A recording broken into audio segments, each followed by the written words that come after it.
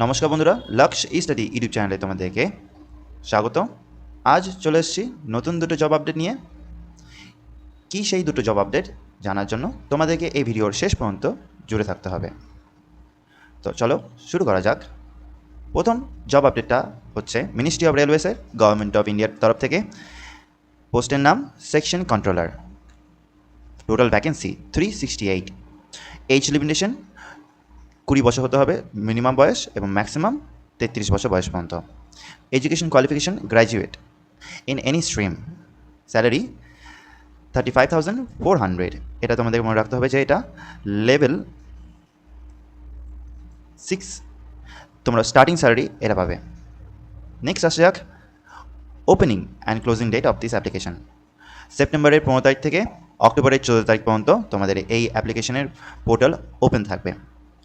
এখন একটা সামান্য নোটিফিকেশন জারি হয়েছে, কয়েকদিনের মধ্যেই একটা অফিসিয়াল নোটিফিকেশন জারি করে এই অনলাইন অ্যাপ্লিকেশনের প্রসেসটা জারি হবে 15 সেপ্টেম্বর থেকে। সিলেকশন প্রসেস কি? রিটেন এক্সামিনেশন, দ্বিতীয় লেভেলে হচ্ছে স্কিল টেস্ট, তৃতীয় নম্বরে হচ্ছে ডকুমেন্ট ভেরিফিকেশন, এবং সবচেয়ে লাস্টে সমস্ত এই তিনটে লেভেল ক্লিয়ার করার পর তোমাদের মেডিকেল এক্সামিনেশন থাকবে। এই পোস্টের জন্য তোমাদেরকে ফর্ম ফিল আপ এবং আরও ইন ডিটেলস জানার জন্য তোমরা ওয়েবসাইটে চলে যেতে পারো। এই সেই ওয়েবসাইটটা www.rrbdcg.gov.in। নেক্সট জব আপডেটটা আমাদের হচ্ছে intelligence bureau, ministry of home affairs, government of India আন্ডারে junior intelligence officer grade 2 tech, আর শর্ট ফর্মে জানা যায় এটা JIO 2 টেক, গ্রুপ সি লেভেলের পোস্ট। টোটাল ভ্যাকেন্সি 394টি। এজ লিমিটেশন 18 থেকে 27 বছর বয়স পর্যন্ত। হ্যাঁ, তোমাদেরকে এখানে জেনে রাখতে হবে যে এই এজ লিমিটেশনটা জেনারেলদের জন্য অথবা ইউআর ক্যাটাগরিদের জন্য 27। অন্যদিকে SC অথবা ST এদের জন্য 5 বছরের রিল্যাক্সেশন, ওবিসিদের জন্য 3 বছরের, এটা মেল ক্যান্ডিডেট, এবং ফিমেল ক্যান্ডিডেটের জন্য ইউআর এনাদের জন্য হচ্ছে 35 বছর, ওবিসি ফিমেল ক্যান্ডিডেটের জন্য 38, এবং SC ST ক্যান্ডিডেটের জন্য 40 বছর বয়স ধার্য করা হয়েছে। কোয়ালিফিকেশান এটি সম্পূর্ণ কম্পিউটার বেস, যেহেতু মেনশন করে দেওয়া হয়েছে টেক মানে টেকনিশিয়ান পোস্টের জন্য তোমাদেরকে গ্র্যাজুয়েশন করতে হবে সায়েন্স, এবং সায়েন্স কোন ডিপার্টমেন্টে? ইলেকট্রনিক্স, এবং কম্পিউটার যদি অ্যাপ্লিকেশন তোমাদের করা থাকে তাহলে তোমরা অ্যাপ্লাই করতে পারো সায়েন্সে কম্পিউটার কম্পিউটার সায়েন্স এবং ইলেকট্রনিক্স। ডিপ্লোমা যারা করেছে তারা ইঞ্জিনিয়ারিং কোন ফিল্ডে? ইলেকট্রনিক্স এবং টেলিকমিউনিকেশন ডিপার্টমেন্ট থেকে তোমরা পাস আউট করলে তবেই তোমরা এই পোস্টের জন্য অ্যাপ্লাই করতে পারবে।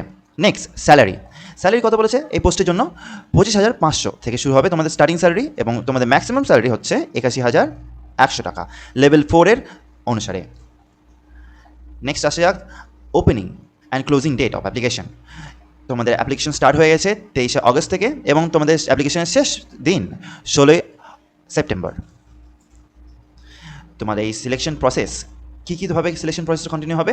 রিটেন এক্সাম হবে তোমাদের। এটা রিটেন এক্সামে তোমাদের 100 মার্কসের এক্সাম। তোমাদের যদি প্রথম টিয়ারটা যদি ক্লিয়ার করতে পারো তাহলে স্কিল টেস্টের জন্য তোমাদের 30 মার্কসের,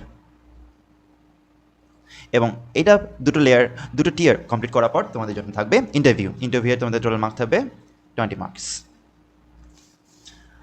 নেক্সট আসা যাক আমাদের যে টোটাল যে ফিজ স্ট্রাকচারটা কত, তার আগে বলে দেওয়া যাক তোমাদের যদি আরও এই ফর্ম ফিল আপের জন্য যদি তোমরা যেতে চাও, তোমাদেরকে ওয়েবসাইট হচ্ছে অফিসিয়াল ওয়েবসাইট www.mha.gov.in, অথবা এটা যদি কার্যকরী না করে নেক্সট একটা ওয়েবসাইট আছে www.ncs.gov.in। এখানে বলে রাখা ভালো এই ফিজ স্ট্রাকচারটা হচ্ছে জেনারেলদের জন্য, জেনারেল মেল ক্যান্ডিডেটের জন্য male unreserved, EWS and OBC ক্যান্ডিডেটদের জন্য টোটাল ফিস দিতে হবে তোমাদের 650 টাকা। এছাড়া ফিমেল এবং SC ST মেল ক্যান্ডিডেট এবং ফিমেল ক্যান্ডিডেট এনাদেরকে দিতে হবে শুধু 550 টাকা। এই 550 টাকা রিক্রুটমেন্ট প্রসেস চার্জ। আর জেনারেল মেল যারা আনরিজার্ভ, EWS এবং OBC ক্যান্ডিডেট তাদেরকে এক্সট্রা 100 টাকা দিতে হচ্ছে। এটা হচ্ছে এক্সামিনেশন ফিস হিসাবে তোমাদেরকে। তো ভিডিওটি যদি তোমাদের ভালো লেগে থাকে তোমরা দয়া করে এই ইউটিউব চ্যানেলে সাবস্ক্রাইব করো, লাইক করো এবং বেল আইকনে ক্লিক করতে ভুলো না। নমস্কার বন্ধুরা, পরবর্তীকালে আরও এরকম ধরনের ভিডিও যদি পেতে চাও আমাদের এই ইউটিউব চ্যানেলকে সাবস্ক্রাইব করো। ধন্যবাদ।